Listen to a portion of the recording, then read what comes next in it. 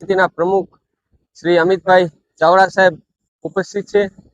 એમની સાથે યાસીનભાઈ, રાજીવભાઈ તથા કચ્છ જિલ્લા પ્રમુખ વી કે ઉંબલ સાહેબ, વાલજીભાઈ સાહેબ માજી ધારાસભ્ય તથા હાજી સલીમભાઈ, ઇબ્રાહીમભાઈ, ગજુભા, નૂર મોહમ્મદભાઈ, આપ તમામનું સમસ્ત માછીમાર સમાજ વતી અમે હાર્દિક સ્વાગત કરીએ છીએ અને આ ભદ્રેશ્વરના દરિયાકાંઠા ઉપર આપ તમામનું ફરીથી એકવાર હૃદયની લાગણીથી અત્યારે સ્વાગત કરીએ છીએ।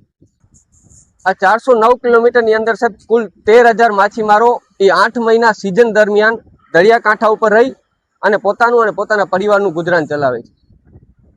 દર વર્ષની જેમ એ લોકોને માછલી મળતી હતી, પણ જ્યારથી 2000ની સાલમાં વિકાસની આંધી આવી અને માછીમારોનો વિનાશ તરફ ધકેલાયું છે। કારણ કે પોર્ટ ઇન્ફ્રાસ્ટ્રક્ચર અને આ વિકાસ થઈ રહ્યું છે, પણ હકીકતમાં એ વિકાસની જગ્યાએ જે માછીમારો છે એમને ક્યાંય જોવામાં આવતું નથી।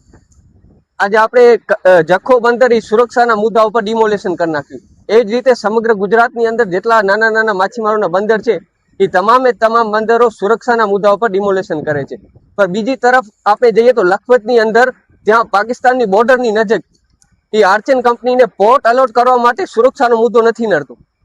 એવી જ રીતે સાહેબ આપણે જોઈએ તો અત્યારે ડીનોટિફાઈડની સિસ્ટમ ચાલુ છે। જ્યાં જ્યાં પોર્ટ આવે છે ત્યાં કને એ લોકો ડીનોટિફાઈડ કરવાનું શરૂ કરે છે। અત્યારે વંડી છે, તુણાવંડી, પછી સંઘર, પુત્રીનાર એ તમામે તમામ બંદરો ડીનોટિફાઈડ કરના છે। હવે એ બંદરના ટોટલ 5000 માછીમારો, એ 5000 માછીમારોને એક નાનકડા એવા બાવડી બંદર નજીકનું બંદર છે ત્યાં કને શિફ્ટ કરે છે। હવે એ બંદરની કેપેસિટી 50 બોટોની છે કે જ્યાં 50 બોટો માન પાર્કિંગ થઈ શકે।